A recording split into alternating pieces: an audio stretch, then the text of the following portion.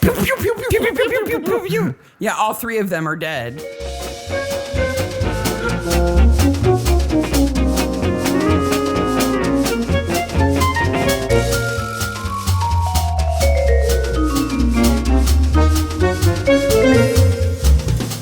Hey, Maniacs. Hey, Maniacs. Mystery Maniacs is a comedy recap podcast dedicated to mystery TV. Each week we dig into an episode of a show, including the murders, the mayhem, the loonies, and everything else we love. This week, Brokenwood Mysteries Stone Cold Dead, Season 4, Episode 2. How you doing? Or is it Murdoch?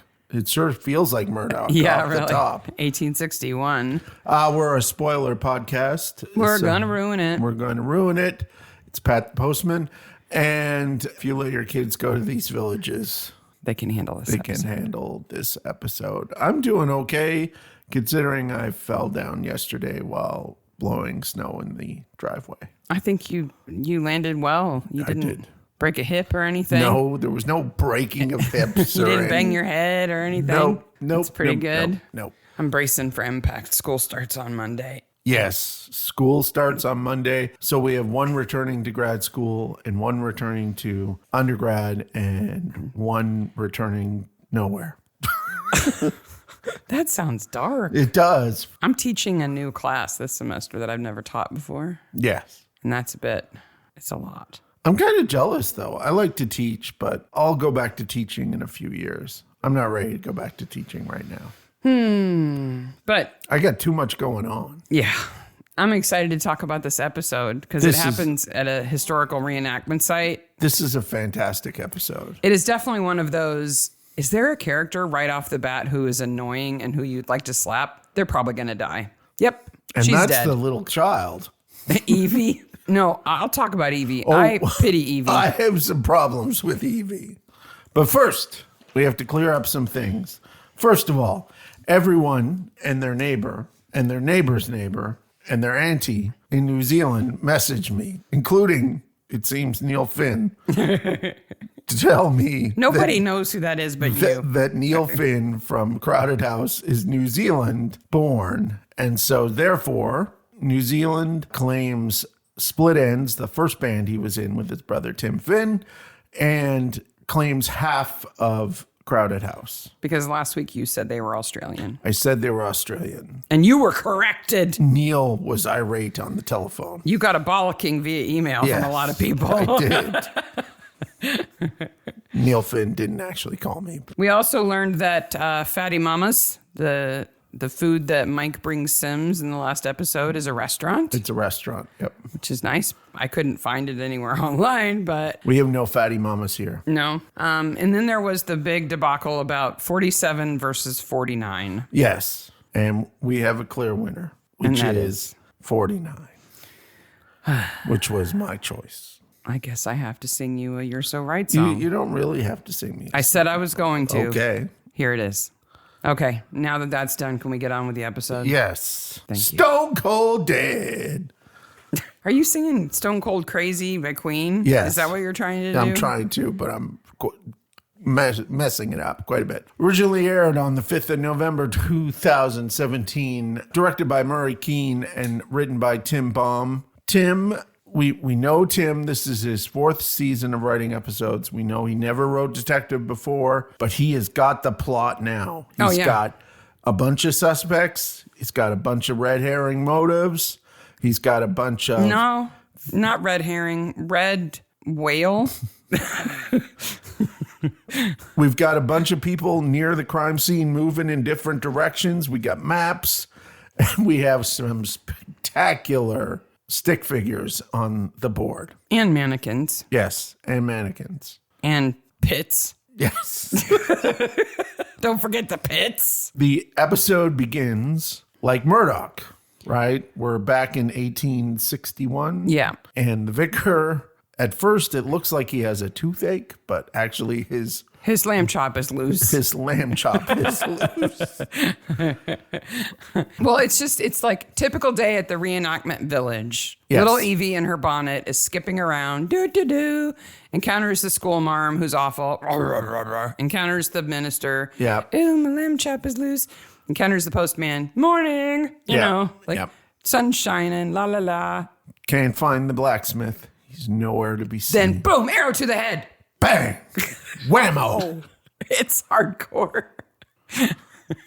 And down she goes. And nobody's sorry to see her go. No, but it is a modern arrow, clearly. It's a metal arrow. So clearly something is up. So that's Charity. Yes. What makes somebody turn into somebody like that? Like, I understand being really passionate about a period of history and wanting to bring that to life for people and preserve that period of history. I'm all about that. I love history. But she's not just into history. She is like wound so tight about everything. What we need is a diagnosis from Dr. Breen, and Dr. Breen would say she's wiggy. Wiggy. No, seriously though, I just don't know. Like, it just seems like such an unhappy way to live, to be so judgmental of everything and everybody. She was a crazy lady who killed her husband. Yeah. So. And poor Evie. So initially when I saw this, you wonder, like, do they all live there? And then we learn that really they only have open days like every other Sunday or something like that. So the rest of the time, really Charity is the only one in this whole village because everybody else is off doing their modern lives. They just show up to act, you know, on those Sundays. So I initially thought, oh my gosh, they have to live there for a certain period of time. Like maybe they just do it in the summers or something. Yeah. Poor Evie's parents are committed to doing this reenactment. And so they've roped her in. Kid just wants a PlayStation, but instead she gets a bonnet and has to skip around.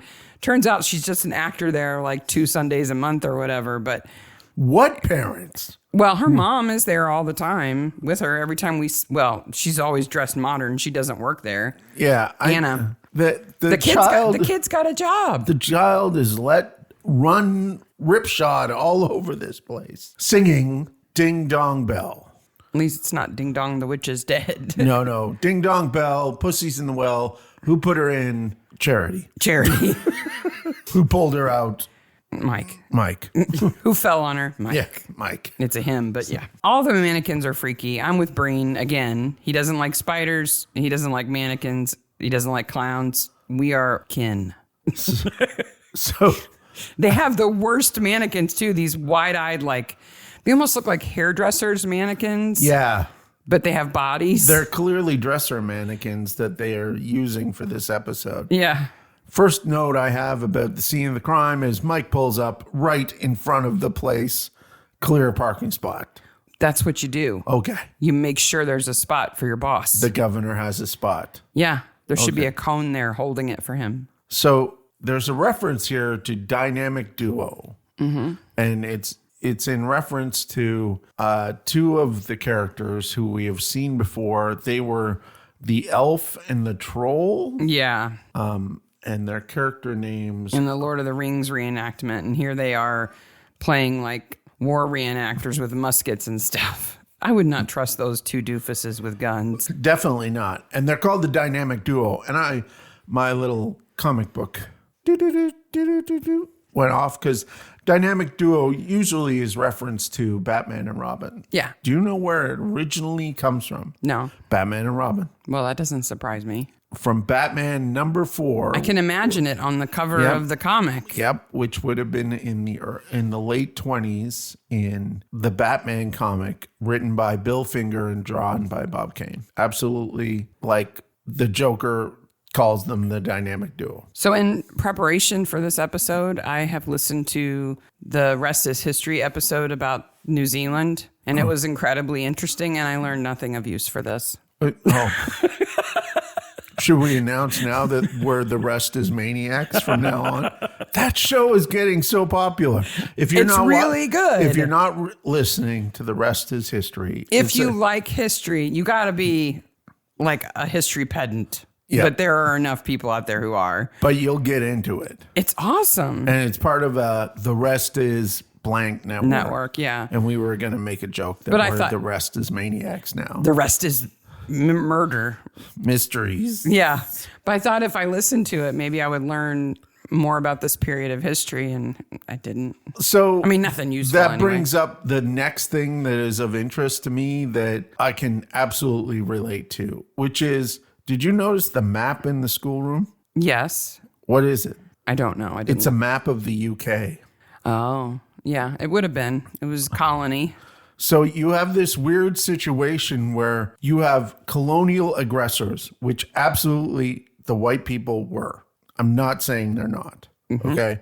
They displaced tons of Maori people. Yep. Okay. That happened, and that is horrible. But then those white people were then degraded again by saying, well, you're colonists. So you have to learn British history because you don't have any real history of your own. Yeah. And that's what it was like in Canada. I bet. We definitely, like, we had a picture of the Queen in every classroom. And things like, Did you have to say hello every No, morning and but- wave at her? up until grade 8, we sang "Oh Canada" and "God Save the Queen" every morning in school. Wow. Yep. No thanks. I can't imagine if we had to sing a song about the president. Ugh.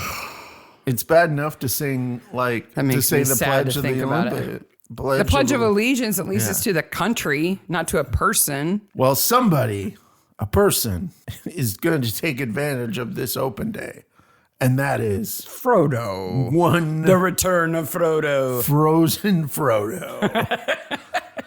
So He's managed to finagle an ice cream truck. he's bought himself an ice cream He's truck. an entrepreneur. Yep. This is entrepreneurial Frodo. Mm-hmm. Like, and this is what we see from the rest on now. Till Yeah. he gets the coffee truck, and then he's always in the He's coffee. kind of set. Yeah. He finds his thing. He takes over the guy who Mrs. Marlowe loves to make get coffee from. She's like, ooga, ooga. We'll talk about that later. So Frodo has painted the van. Market, like he's branded himself. He's got a website. Frozenfrodo.co.nz. Yes, which I can't buy. I'm not allowed to. No, you're not allowed to buy that, But I tried. but it's available. Yes. And when they go talk to Frodo, they cross the street to talk to Frodo, who goes, "It's part of my fleet." Yeah. How many you got? Well, just this one so far, but he's thinking big. Frodo's always positive. He's got an optimistic outlook. I really wanted all of the ice creams on the side of the truck to have names, but they don't. But when he's serving people, he's like, this is a frozen Frodo fudge surprise, or... Yeah, I wanted them to have all, like, pretend Lord of the Rings names. I just wanted them to have Frodo in everyone. Well, yes. So what Frodo-based ice cream do you think he should have? Well, because I like raspberries. And because in high school... Frodo because Framboise? Framboise is what we called them in high school because we were inundated with French being in Canada, and we used to call raspberries framboises because it looks like framboise if you don't know that it's French. And so I would want a Frodo Framboise surprise. I think he should have a pup cup. A buff cup. Yeah. Okay. Called Frodo's Froyo for prize. Because you'd give the dog a frozen yogurt. Yes. It's a fur prize. It's a fur prize. Yeah. I noticed, speaking of ice cream, at this point in time, how incredibly cold it is in this scene. Like, all of them have breath coming. Like, Yeah. you could see their breath. They're not dressed for cold. No. But it's obviously cold. And Kristen is really cold. It's got to be hard to pretend you're not cold. She hides it, but there you catch glimpses of her being like, I'm going to put my hands in my pockets now. Why are you cuddling with that mannequin for warmth? The dead lady Charity, her sister, is the red whale that I'm talking about. Her sister is a dumping ground for motorists. They could not give her more motive than she has. I mean, Charity is who she is, so she obviously deserves to die because she's a horrible human being. So first, Deborah's husband has had a stroke. Yes. Right? Brought on on by stress, created by Charity, trying to stop them from starting a business that they had sunk all of their money into.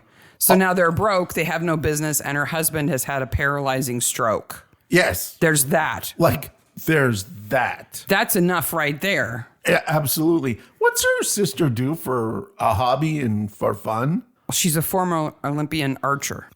Piling it on here. Yes. So now she's got a bow and she's angry. Yeah. But it's not like Charity made moral judgments about her. No. About her having an affair since her husband is basically just needs to be cared for 24/7. Did you think that they take him more places than he needs to go? Well, he's with it in his head. It's just his body that isn't, reactive. So I think it's good that he's out and about and doing things. I think it's kind of sad that they just park him in the waiting room sometimes at the cop shop.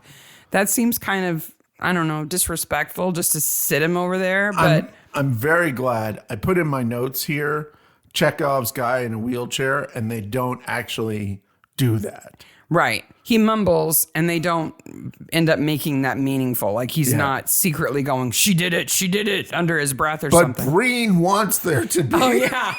But I mean, I'm glad she's bringing him around. He could easily be home in bed, so that's good. Yeah. But then when Mike is also in a wheelchair after breaking his leg, it's kind of like, how many wheelchairs do we need? It's a little rear window in at this one point. episode. Yeah. And Breen gives him a little gun. I was like, oh, they can't do the rear window thing here. And they don't. And they don't do that. And they don't do the husband in a wheelchair is just a sympathetic character. Yeah. And a reminder of Charity being an awful person. Horrible. So her sister did it. Justifiably, Deborah's a little bitter over all of it. So much so that, so Postman's Pat shows up earlier. And I'm like, oh yeah, it's Postman Pat who does it. And then I was like, wait a minute. Her sister clearly did it. Because she has every motive, no alibi. Well, and then her alibi falls apart and it looks like she's lying and she writes the wrong time on the register at the respite home. And it's short of her fingerprints being on the arrow. Like, how much motive do you have to give this person? It's almost like, and we're getting way ahead which of clearly ourselves. Means it's not her. Yeah. It's almost like we're getting ahead of ourselves here. But when the deed gets done, it's almost like she runs in and goes, don't, I'll do it. Yeah. Aw, you got her first. I was on my way. Man, been waiting all this time. Thanks. So Charity's husband has disappeared 7 years ago. Yes. Has been declared dead and has got a nice styrofoam tombstone. Wow, is that a styrofoam tombstone? The effects in this season are so good. They should have put a little bit more time into that tombstone. That tombstone I watched every scene with the tombstone to see if it fluttered. See if it wiggled in the wind or something. In the wind a bit. When she touches it, does it shrink because she pushes it a little bit? I know that I love my wife and I think she's super freaking amazing, but you have made so many better styrofoam tombstones than that styrofoam. Somebody needs a prop tombstone, you let me know. Yeah. I can do it. Yeah. Way better than that one. He disappeared. Yes. 7 years ago. He just left. Went on walkabout on the beach. Never came back. They found his clothes. But not him. Yep. Charity killed him. Yes. She poisoned him. Yes, she did. And then put a nail in his head to try to just frame for somebody good measure. else. Just in case. Wow. Just in case, Who don't I like? Well, everybody. Well, specifically, who don't I like? How about the blacksmith, Schuler? I'll just this is somebody you loved and you can just put a nail in their head? Yeah.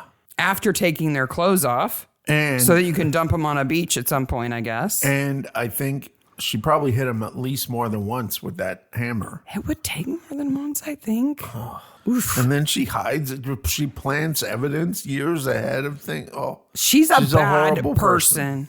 Bad person. Postman Pat reference here. If you are American and don't know what Postman Pat is, it was an 80s British television show for kids that was cute as all hell. Well, and if Charity's not nasty enough, speaking of Postman, she's period correct racist too. Because Cahoe's there shows up. Yeah. And she calls him a native to his face. And he The fact that he doesn't punch her at that point in time. I wanted to punch her. I definitely wanted to punch her. She just,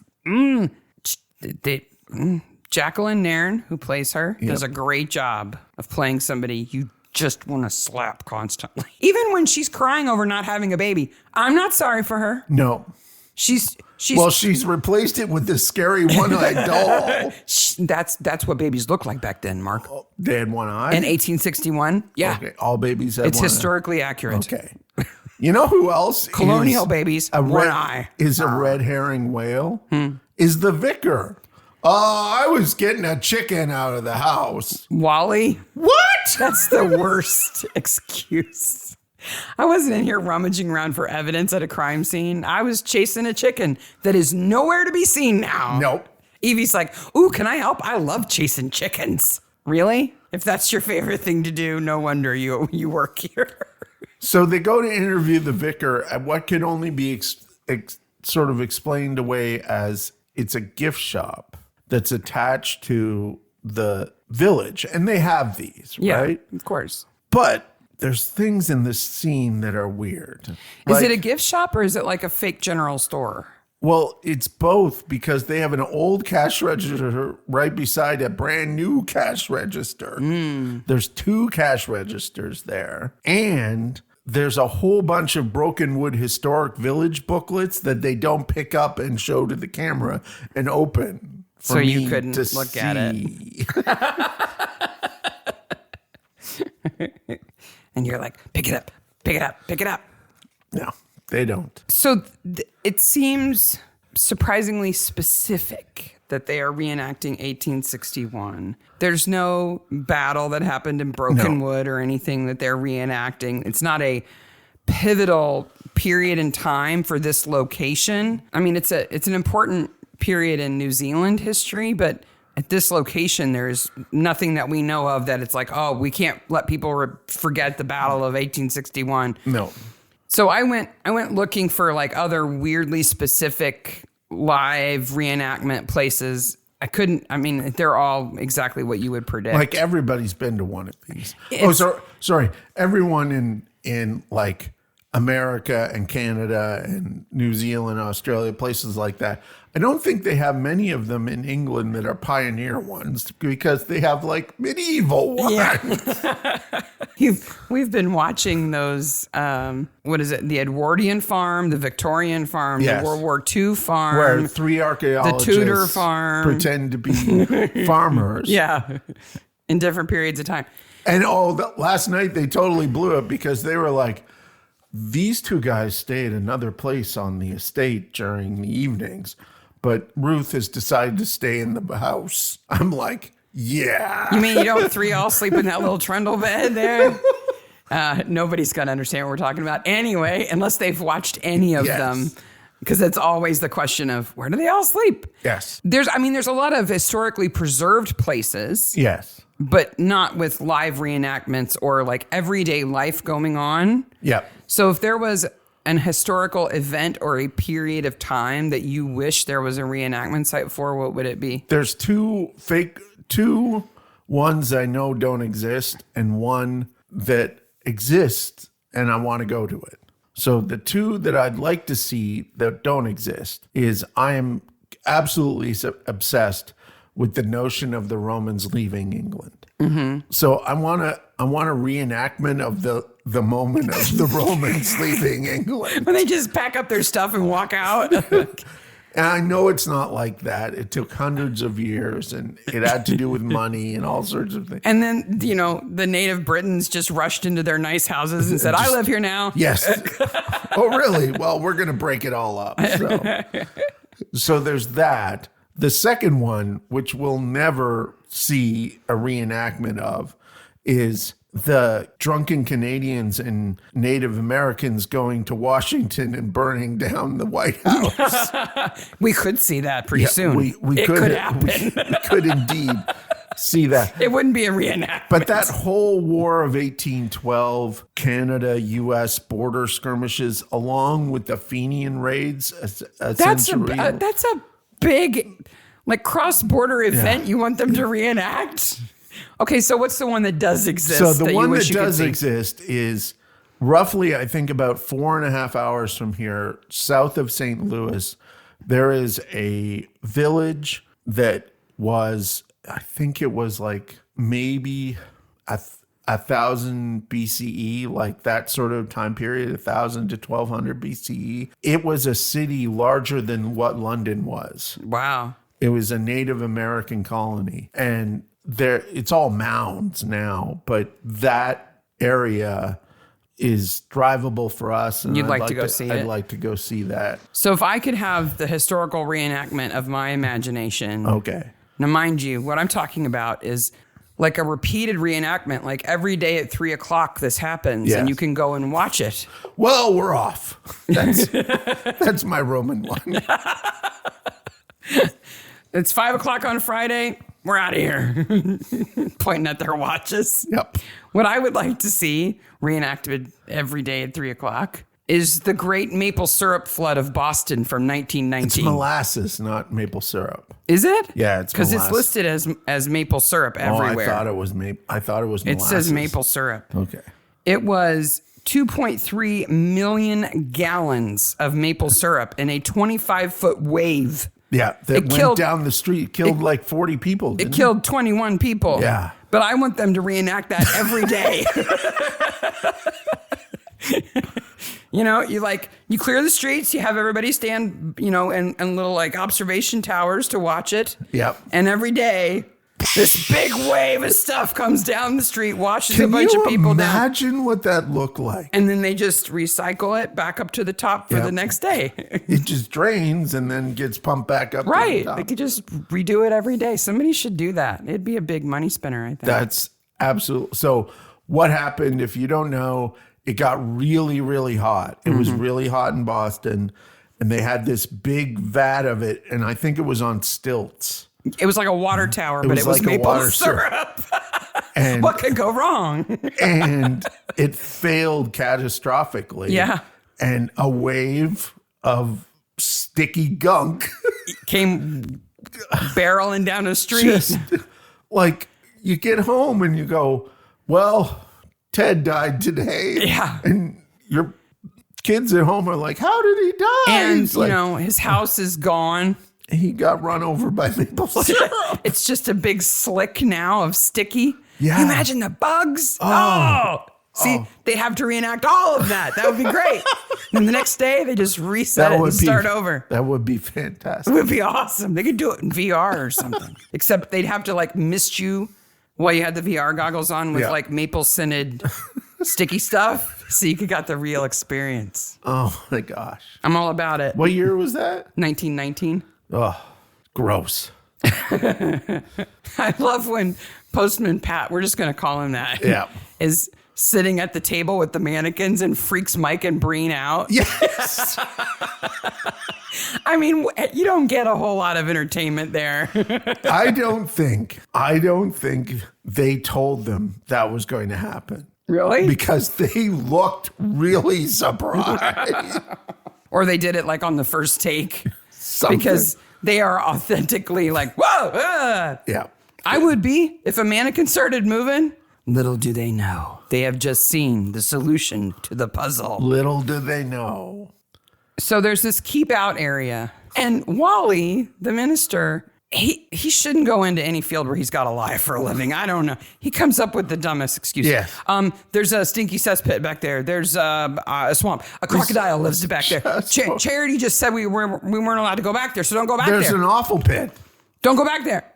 What are you trying to hide, Wally? To me, initially, it looks like a big, the spool they put wire on, like those big spools. Yeah.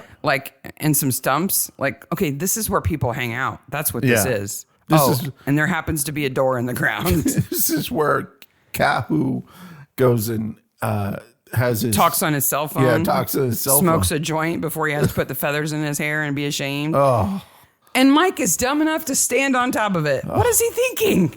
wow. Why does he stand on top of it? I don't know, but that effect is really good. So they have somebody, I don't think it's Mike, but they have a stunt person. Yeah, I don't think it's Neil Ray. Yeah.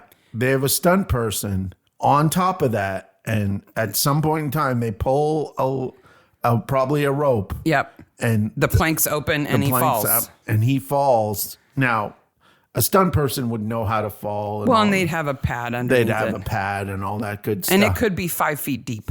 But that is beautiful. Oh, I've got a good screenshot. Midfall. Yeah. It's great. It's beautiful. It's not jumping out of a plane, but it's good. It's totally movie magic. It's fantastic. Well, now Mike's on drugs and he's going to be line dancing with elephants. Everybody acts like this tramadol is going to make him high as a kite, and he never seems high as a kite. He's just not in pain. In fact, he's low as a kite. He can't reach the top of the whiteboard. Yeah. What's wrong with the top of the whiteboard? That's such an awesome Breen line. Yeah. Like, I just don't believe in writing at the top of a whiteboard or what, duh, you can't reach. So they find a human skeleton at the bottom of the offal pit. And it's clearly... Mike's lucky he didn't land on the antlers that are down there. What's amazing is that skeleton, the weathering on it and how it looked, even though you could clearly see a screw in one point. Yeah. Is better than that styrofoam grave marker. It's good. And so Mike breaks his leg, and here you're like, oh, great, they're going to do Rear Window. First of all, he's they have trapped to in a wheelchair put the most cartoonish cast on him possibly. It's like it's made of rubber. Well, it's got to be big enough that he can actually slide his foot and leg into it and take it on and off. So it's going to be bigger than a regular cast. Yeah. I guess. Have you ever had a cast? No. Me either. Never broken anything. I always wanted one, though, when I was a kid, because it was always so cool. You got writing on it. People would pay attention to you. Yeah. But it must have sucked. Oh, I can only imagine how much it sucked. I did have a friend who broke her arm, and after she had her cast off, her arm that had been broken looked like somebody else's arm. It was like, you had an arm transplant is what happened. When I was a kid, there was a young... a girl in our neighborhood who was severely had severe medical issues, and she had to be in a body cast. Oof. Which I can only imagine for an adult is horrible. For a child, anybody, it would suck. It would and this was in the late 70s, early 80s. Like they probably it's as bad as you think it was. You just couldn't wash. Yeah. Ugh. As long as you had it on, you couldn't wash. Yeah, you couldn't do it. I was obsessed with trying to figure out how you did a lot of things. Wow, there's holes in it, Mark. Yeah. Well, yeah. I love that Gina puts a sheet over the skeleton. Yes. Even skeletons deserve modesty.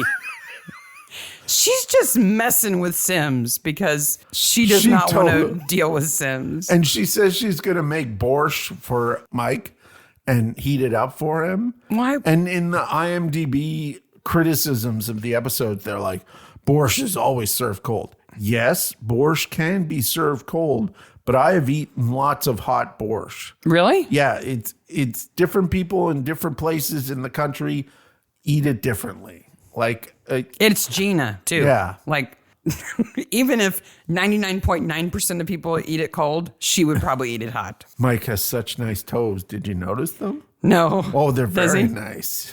They line up really nice. Are you sure it's actually his foot? Yeah. They're not prop toes? No, it was his other foot. Oh. What are you looking at his toes for, you weirdo? I was like, there's his toes. I wonder if he has nice toes or horrible toes. If I was Neil Ray, I would have absolutely had a pedicure before filming this episode. Can you imagine? Oh, but Mike's away, so Breen is in relaxation mode. He's got his feet up on the desk. He's like, what is it? You know? I can do what I want now that Sims is in charge. Hughes keeps showing up, though, every once in a while. Is this the only time we have Hughes and Frodo in the same scene? I think so. I don't remember any others. I could be wrong, but it's definitely the first time, and I think it's the only time. And it's a great bit of writing with Sims and Hughes where he gives her shit, but gives her the okay that she's doing the right job too at the same time. Like, he's just a good boss. He's like, there's nothing you can complain about. You're in the club now. Yeah. And Breen, take your feet off the table. Yeah. You notice he calls him Breen? Yeah. Like, so that to me means every time he mistakes his name, he's doing it on purpose. Doing it on purpose. You should call him Sue Breen. Frodo Breen. This whole thing with Gina, like, well, I'll just give the evidence to Mike. Only he will understand it. Like, only he will understand strychnine. Yeah. Oh, okay. Did you notice? She just wants to go see him. I always love when they go to people's houses because I get to see what they imagine the character's home life is like. Yeah. So did you notice what was on Mike's walls? No. So he has a framed comic. I don't know where it's from. It's not a comic book. It's a comic strip from a newspaper. Okay. It's a framed one though, but I didn't know. You must really like it if you do that. I didn't know what it was. There's a picture of a guy on a motorcycle. It looks like a Triumph motorcycle. And of course, a Holly Collins poster. Mm-hmm.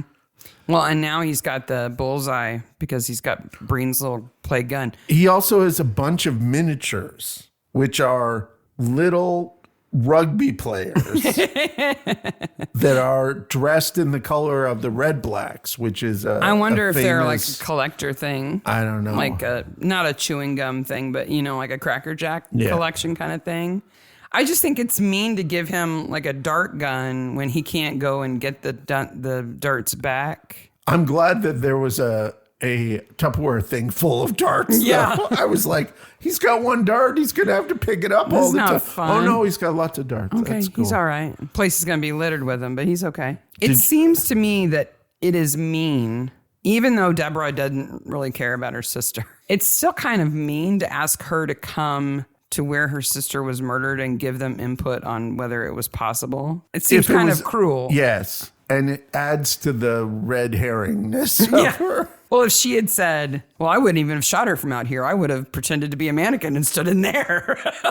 Meanwhile, Wally's like, oh, wait, I have another motive. I was in love with her. Look, you found my letters. Yeah. Why did she keep the letters if she didn't like him? He burned her letters. Mm-hmm. Why did she not burn his letters? I would think that she would just refuse to receive his letters. She was so prim. Yeah. Yeah, I can only imagine she kept them because she had some nefarious reason, like to blackmail him later or something awful. Did you notice what was on Mike's desk? No. The white ferret from the last episode. Oh, yeah, I did see that. Yeah. Because he says, you in my office? Yeah. The ferret's looking at her. You are. We find out there was a team building exercise. First of all, this is the worst team building exercise. There's a village committee. Yep. Which is comprised of everyone who works there. Not Ellie. Ellie's not on the committee. I checked. I went back. I was like, Evie's not, but her mom is. Her mom is. Yes. Yeah. Are you sure Evie's not there? I don't think so. I think she is. I think she's sitting next to her mom. Anyway, it's the committee. But it's everybody. Yeah, you can't have a committee with everybody. No. That doesn't work. And, we need to be more positive. Let's go shoot bows and arrows at your sister and your sister's archery range, who you hate and who hates you. And they're all like, yeah, that's a good idea. I think they're all just hoping to accidentally shoot Charity. I think so.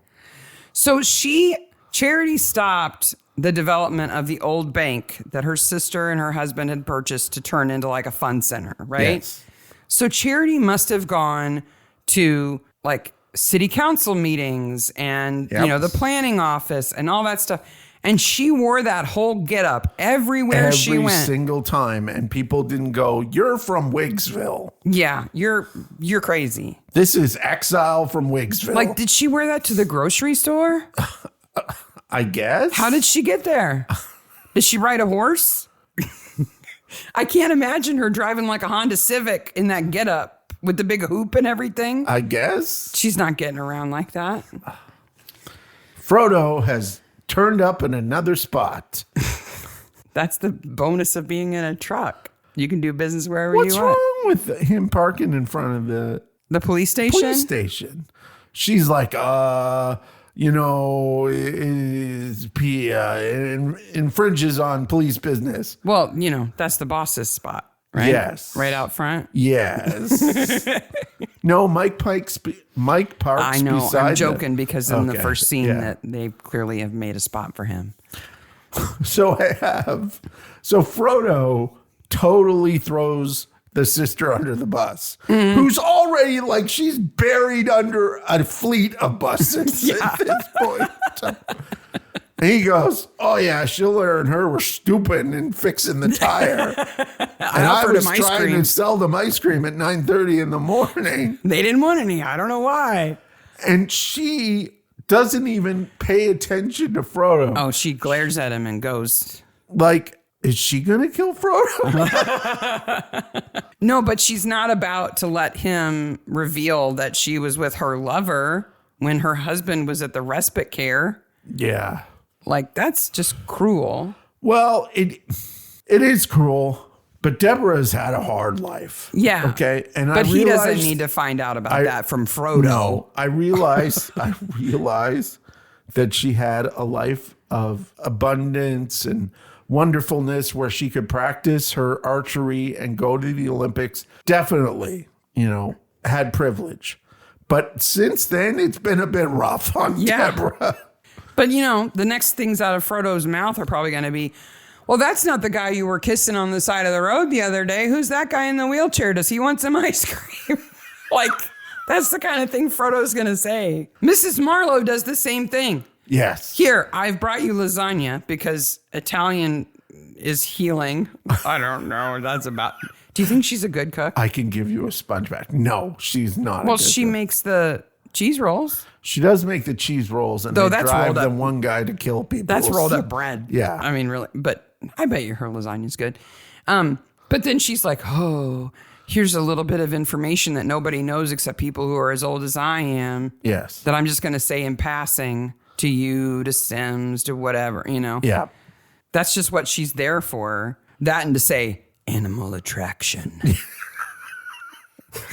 Everybody just shows up at Mike's house. Frodo, Hughes, Mrs. M. But only Mrs. M offers him a sponge bath. Yes. He's like, nah, I'm okay. I'm all right. No, thank you. I think he'd rather have Hughes sponge bathe him than Mrs. Marlowe. They show up at Mike's house to discuss the case because Mike wants to keep on top of things. Yeah. Mike has a guitar. Well, and Gina has hooked him up with a dry erase board by magic. Well, she has one in the car, I guess. Obviously. Who doesn't? She's got a vat of borscht and a whiteboard. He's got a pretty guitar. It's like a burgundy, purpley color. Yeah, it's out of tune. He plays a G chord. It's way out of tune. You're so nerdy, but it's pretty. Way out of tune. It's pretty, but it's way out of tune. Poor Frodo gives him an arrow to itch. So he's like, do you know how Charity died? She was shot in the head with an arrow. And Frodo's like, oh, shit. This looks bad, doesn't it? So he can't reach the top of the whiteboard, and Breen makes the great joke. But did you notice what he drew on the whiteboard? It's just chaos. It's chaos, and Charity is a circle with a cross under it and a big triangle for her dress. Mike is no artist. No, he's not. He's not the one drawing the little houses in the village that Sims has. No. We find out that David was dyslexic, and we find that out from Postman Pat, and then we know absolutely that Postman Pat is the culprit because he speaks. He says, "I wish they'd shown this to me years ago because then we would have known the truth." Yeah. Because clearly it's not a convincing suicide letter from David. But you've skipped over Hughes threatening to shoot Frodo in the head.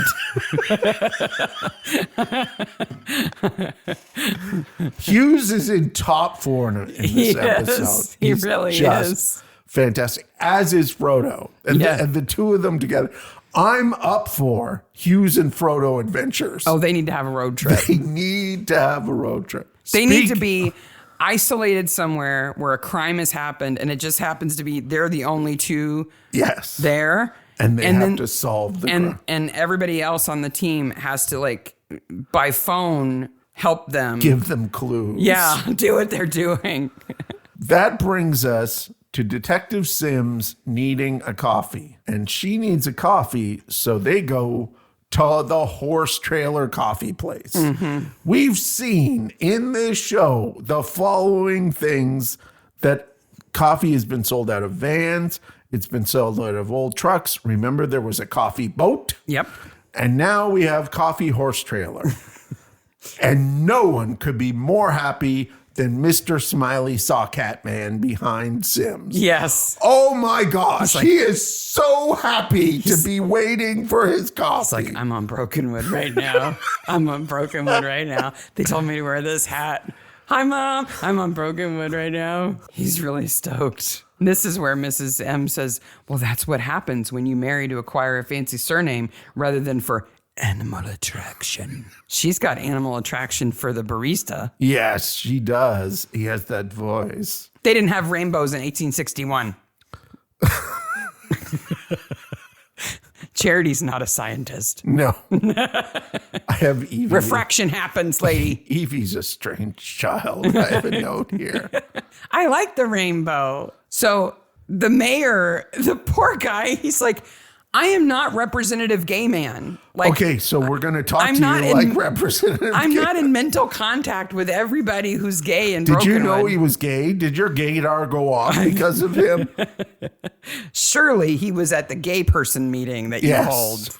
That everyone is required to go Welcome to. to the gay person meeting. Yeah, there's 4 people in Brokenwood going to that meeting. So we learned that David and Charity, Charity desperately wanted a baby. Yes. And it wasn't happening. And it probably wasn't happening because he was the gay. David was gay. Yes. And was in love with the postman. And so she poisoned him.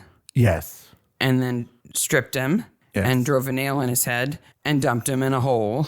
And now Postman Pat knows about it and loved David and has decided Charity's got to go.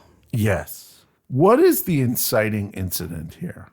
I think it's the 7 years since David went missing that he's declared dead. But that was 3 weeks ago. And the styrofoam, but this may be the next open day they have. But why would he do it during an open day? Because he needs lots of other people to be there. Maybe. If it's just him and her there, he did it. Maybe. You know? And it may have taken him a little while to figure out how to put a panel in the dummy's chest that will hold a crossbow. Maybe. That would take some time. You got to order the crossbow from Amazon. Yeah. It's got to take forever to get to New Zealand. You got to practice with it. Yeah. Make sure that the sides fold down right and they'll fit in there. You got to practice swapping the mannequin out and changing clothes with it. Dressing a mannequin's not easy, by the way. Speaking of the mannequin, did you notice they do a little reenactment of the crime with the vicar as the murderer? Yeah. It's like this tiny little part, and the vicar totally overplays it the way he should. Brokenwood's not afraid to include flashback clips that never happened. Yes, and that's okay. But in most shows... Yeah. If you see a flashback, this is what actually happened. It's kind of misleading, but it's all right. What I wish is the inciting incident needed some work here, because it's almost like they do this out in the wrong order. Like they should almost find David's body and then he kills her. Yeah. But I think it's okay because at the funeral for David, in quotes, thank gosh it wasn't a windy day. She says he's dead. Yeah. Like, I know. And that's great. And I think Postman Pat has suspected her. Yep. And that seals the deal. And goes home, gets angry, gets his crossbow out, goes and kills her the next day. But there's that 3-week gap. Like I said, he's got to figure out how to do it and get away with it. Yeah. And it's complicated. I guess. And then we come to the real reason we have this episode, because somebody was at some place like this and they had one of those sensors that played audio when you walked by it. Morning. And from that, this entire plot has been created. Yeah. I think that's it's convenient. Yes. But hello. It'd be kind of fun to have too. Like every time you walk past it. Hello. Hello. Morning. Morning. Morning. Like, what if you had to walk past it over and over again? Morning, morning, morning, morning. You'd learn to dodge it, I think. You jump over it. Why does everybody who works here jump when they get to that point? Morning. They do a nice man-on-man kiss here, and he says, Charity took away the thing that I loved. I feel bad for Pat. I do feel And I feel bad. really bad for David. Man, did he screw up. Yeah. Like, what did he think? What did he see in her? I don't know. She's awful. But this is the point where Deborah should have stepped in front of Postman Pat and said, no, I got this. So I just had it in my head that like, okay, because I remembered that Pat pretended to be the mannequin. As soon as you see the mannequin, you remember. If you've seen it before, you remember, oh, creepy mannequin. Pat uses that. And I just think like he's there dressed as the schoolmaster and he looks over and in the other corner, there's Deborah dressed as the schoolmaster. With like, this giant compound bow. Yeah. He's like, wait a minute, this is my idea. And she's like, no, I had the idea first. Charity comes in, thou shalt not kill. Pew, pew, pew, pew, pew, pew, pew, pew, pew, pew. Yeah, all three of them are dead because they got caught in the crossfire. Or they find Charity and she's got an arrow in one side and out the other of her head. And then they realize they're two different bows, two different arrows. Dun, dun, dun. So a couple of things about Charity. That's what should have happened. Yes. A couple of things about Charity being dead here. She does a really good dead body. Mm-hmm. And I was surprised that they showed the arrow in the head. Mm-hmm. That's surprisingly violent. There's a little blood and everything. Yeah. Now, they don't show it going in or anything. No. But That would be impressive. You get that arrow thwang, Thwang. sound. And then it's just stuck on. Yes. It doesn't even have a suction cup on the end or anything. Nope. So this is Howick Historic Village. It gets thanked in the credits. Oh, okay. It's in near Auckland. It's a tourist place in Auckland. And you can go look at it at historicalvillage.org.nz. And you will notice if you look at the pictures, especially the schoolhouse, it's exactly like it is in the episode. They didn't change anything. The pictures of the But people, they wouldn't. I mean, you know, you the can't go map around on the messing with wall stuff. and all that stuff. They changed the name of the blacksmith and what it says underneath, where it says you can get a lucky nail. That is not in the museum. Yeah. But those people do go great work, and if you're in New Zealand, go help them out. But in reality, they don't go around offering school children red hot nails. No. As a souvenir. No, they do not. Because I don't care if you quenched it in water. It's still freaking hot. Yeah, I wouldn't want to touch that at all. And it's definitely right in the right area of Brokenwood. Like, they didn't have far to go to do this. Yeah. It's a fun episode. They set up this whole like timeline and map to make it seem like, well, it's impossible for anybody like it's puzzly that we're suspecting to have done it. So there must have been something, you know, we're wrong about something. So when you know that Deborah was not at the respite home at 9:30, you're like, aha, Yep. an assumption has been broken. Yep. No, that's not it either. No. Damn it. But they do a great job with that. And they do a great job of Cahokia Taylor is never suspected. Nope. But they bring in subtle racism really well there. Well, there's a tension between realistic historical reenactment and accepting that the past and now were racist places and not pretending that it wasn't, while understanding those things are not okay. Yep. And you shouldn't inflict them on modern people. Well, unless you're Charity and you're a jerk. Rainbows weren't invented then. They didn't have rainbows then. Maori weren't invented then. No.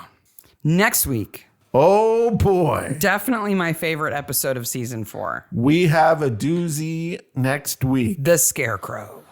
It has confirmed stuff in it for us. It has an What do you mean confirmed stuff? Oh, yeah, the prop. Yep. Yeah. The prop, and it has probably one of the most gruesome deaths. Oh, it's bad. It's bad, and it's got little kids at the beginning finding the body in a way that is going to scar them for life, which is always fantastic. It's a good way to start an episode. You It know, is. If only Evie had found Charity with the arrow. Darn. I really wanted Wally's sideburns to just shoot off his face when he found her. Like, ooga! And then they just fly off. The arrow's still going Yeah. in her head. So until next week, bye, Maniacs. Bye, Maniacs. Thanks for joining us on the Mystery Maniacs podcast. If you enjoyed our crazy podcast today, don't miss out on future episodes. Follow us on social media for updates, behind-the-scenes content, and exclusive sneak peeks. Subscribe, like, and share to spread the word. Bye, Maniacs. 5, 4, 3, 2. Hate Maniacs. Mystery. I screwed that up. Let's try that. Yeah, what are you doing? I don't know. You have to say hey first. Yes. There's your outtake. 5,